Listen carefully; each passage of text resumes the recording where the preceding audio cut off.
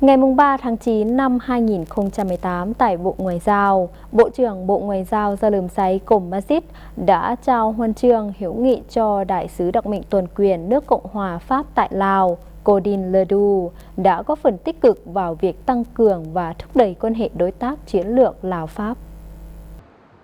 Tại lễ trao huân chương, Bộ trưởng Bộ Ngoại giao Gia Lừm Sáy Cổm Mazit đánh giá cao những nỗ lực và đóng góp quan trọng của Ngài Đại sứ Codin Ledu trong thời gian đảm nhiệm cương vị Đại sứ tại Lào, góp phần tích cực vào việc tăng cường và thúc đẩy quan hệ đối tác chiến lược giữa Lào và Pháp trong tất cả các lĩnh vực chính trị, ngoại giao, an ninh quốc phòng, hợp tác kinh tế, khoa học kỹ thuật và văn hóa giáo dục.